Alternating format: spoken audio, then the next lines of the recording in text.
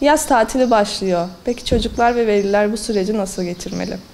Çocuğun fiziksel, zihinsel ve duygusal ihtiyaçlarını bir bölüm olarak değerlendirmekten geçiyor. Tatil dönemi yıl boyunca maruz kalınan akademik baskı, ödevler, sınavlar ve sosyal sorumluluklardan uzaklaşmak için önemli bir mola sunuyor. Ancak bu molayı yalnızca pasif bir dinlenme biçimi olarak algılamak hem çocukların gelişimi hem de tatilin verimi açısından eksik kalır. Çocuklar tatili kendine ilgi, merak, keşif, daha önce denemedikleri yani etkinliklerde yeni keşifler, kendilerini geliştirecek bir alan olarak değerlendirebilir. Bu süreçte bazı çocuklar sanata yönelebilir, bazıları spora, bazıları doğayla vakit geçirmeye, kimi çocuklar ise bahçeye çıkmak isteyebilir. Bu bile sağlıklı bir gelişim belirtisidir. Çünkü çocuklar sıkıldıklarında üretkenliğe yönelirler. Yetişkinin görevi ise bu süreçte çocuklara imkan sunmak, çocukları yönlendirmek ve destek sağlamaktır. Tatili sadece boşluk olarak değil, aktif dinlenme ve gelişim alanı olarak görmek gerekir. Örneğin bilim deneyleri yapmak, mutfakta kendince yemek yapmak, hikaye yazmak, resim yazmak, doğa yürüyüşüne çıkmak, akran ilişkilerini güçlendirmek, oyun egzersizleri yapmak, çocukların hem kişisel gelişimini hem de sosyal becerilerini arttıracaktır. Yaz tatili dinlenmekten ibaret değildir. Dinlenmek elbette tatilin önemli bir parçasıdır. Ancak dinlenme sadece fiziksel yorgunluktan kurtulmak anlamına gelmez. Aynı zamanda zihinsel ve ruhsal yenilenmeyi de içerir. Bu nedenle tatil pasif bir boşluk süreci değil, yaratıcı, esnek ve özgür bir zaman dilimidir.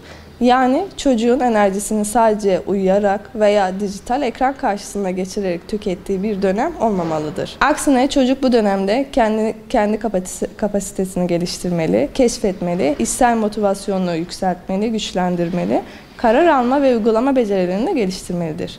Aktif dinleme kavramını burada vurgulayabiliriz. Mesela çocuğun kitap okuyarak zihnini beslemesi, doğa yürüyüşüne çıkarak bedenini rahatlatması, arkadaşlarıyla birlikte projeler geliştirerek sosyal becerilerini güçlendirmesi diyebiliriz. Tüm bunlar aslında dinlenmenin başka bir biçimidir. Özellikle okul çağındaki çocuklarda yıl boyunca bastırılmış olan ben kimim, ne yapmak istiyorum gibi temel sorularda istisna olarak daha çok yer almaktadır. Çünkü akademik sistem bu sorulara net bir şekilde cevap vermez. Tatilde çocuk kendiyle baş başa kalır ve gerçek ilgi alanlarını keşfetmeye başlar. İşte bu yüzden tatil sadece dinlenmek değil, aynı zamanda içsel yolculuk ve kişisel gelişim sürecidir. Tatilde kitap okumanın önemine değinecek olursak, yani kitap okumak yalnızca bir akademik başarı aracı değildir. Aksine çocukların ruhsal dünyasına açılan bir kapıdır. Tatilde düzenli kitap okumak çocuklarda hayal gücünü geliştirir, kelime dağarcığını arttırır, kendini ifade etme yeteneğini güçlendirir, dikkatini toplamada yardımcı olur, başkalarının duygularını anlamada, empati kurmada çocuklarımızı geliştirebilir. Ayrıca kişiler çocuklara alternatif duygular sunar. Örneğin doğayla ilgili kitaplar okuyan bir çocuk yaz sonunda kendi küçük bahçesini oluşturmak isteyebilir. Ya da tarihi kitap okumak isteyen bir çocuk ailesiyle birlikte müze gezileri planlayabilir.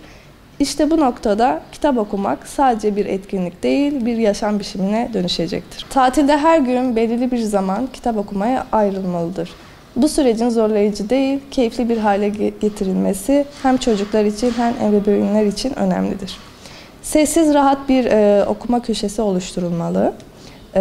Ailece aynı anda kitap okuma yapılabilir. Okuduğu kitap hakkında sohbet edilebilir. Kitap karakteriyle ilgili resim çizmesi istenebilir. Bu gibi yöntemler kitaplarla, yani çocukların kitaplarla bağını daha çok güçlendirecektir. Burada ebeveynlere de büyük bir görev düşüyor. Kitap okuma alışkanlığı evde başlar. Bu çok önemli. Eğer çocuk annesini ya da babasını hiç kitap okurken görmüyorsa kitap okumayı bir görev gibi algılayabilir. Oysa ebeveynin elinde bir kitap gören çocuk onu bir güç olarak ve motivasyon olarak içselleştirebilir. Ekran bağımlılığı konusuna gelirsek şöyle, ekran bağımlılığı günümüz çocukları için en büyük tehlikelerden biri haline gelmiştir. Özellikle yaz tatilinde serbest kalan çocuklar saatlerini telefon, tablet, bilgisayar ya da televizyon başında yüksek ihtimal geçirecektir. Bu da fiziksel, zihinsel ve ruhsal açıdan olumsuzluğu da beraberinde getirecektir. Ekran bağımlılığının sonuçları yani şöyle açıklayabiliriz. Dikkat bağımlılığı oluşacaktır çocukta. Uykusuzluk, gece geç saatlere kadar uyanık kalma olacaktır. Sosyal ilişkilerinde zayıflama olacaktır. Dürtü, kontrol problemleri olacaktır. Aile içi zaten çatışma öngörülebilir.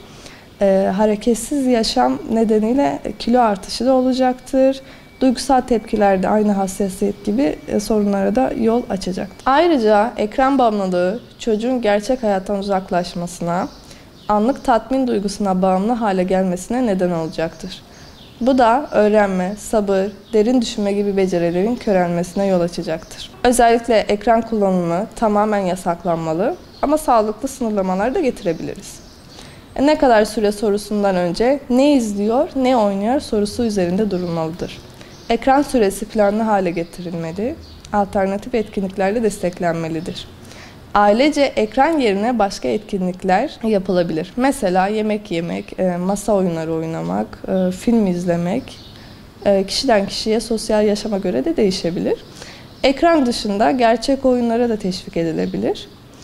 Kumla oynamak, çamurla oynamak, koşmak, saklambaç oynamak, bunlar da çocukların gerçek dünyaya alışmasını sağlayabilir. Bu konuda ebeveynlere düşen görev ise bir ebeveyn olarak sadece fiziksel ihtiyaçları karşılamakta sınırlı kalmamalıdır.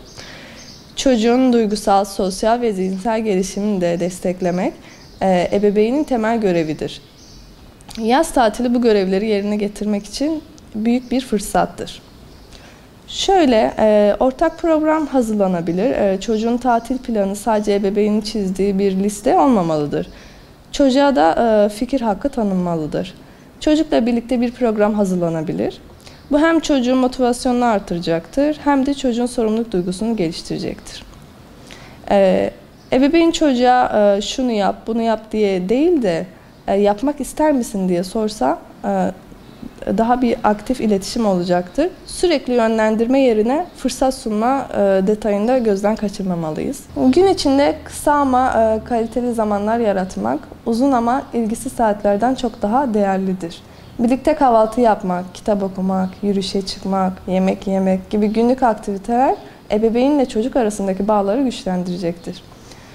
Çocuğunuza model olmalısınız. Çocuk göründüğü gibi yapar, gördüğü gibi yapar. Eğer ebeveyn sürekli telefonla ilgileniyorsa çocuk da kitap okumayı bırakıp telefonla oynayacaktır. Ebeveynin davranışı çocuğun aynasıdır. Bunu unutmayalım. Tatil çocuğun doyumlarını paylaşabileceği, kendini ifade edebileceği ve hata yapmasına izin verilen bir ortam yaratılmalıdır. Hata yapmak öğrenmenin doğal bir parçasıdır. Bu anlayışı kazandırmak çocuğun özgüvenini de arttıracak. Çocuğun gelişimini desteklemek önemlidir. Ama bunu baskı kurarak yapmak ters tepebilir. Mesela tatili boş geçirme, her gün kitap oku, şunu yap, bunu yap gibi emir cümleleri kurarsanız çocuğunuz bunu ters tepebilir.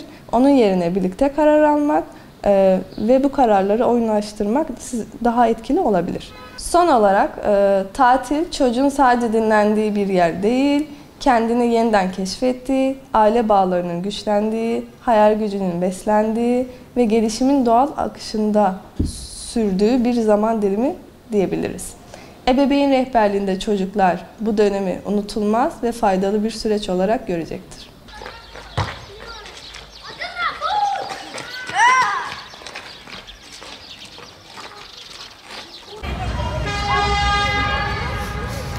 Sen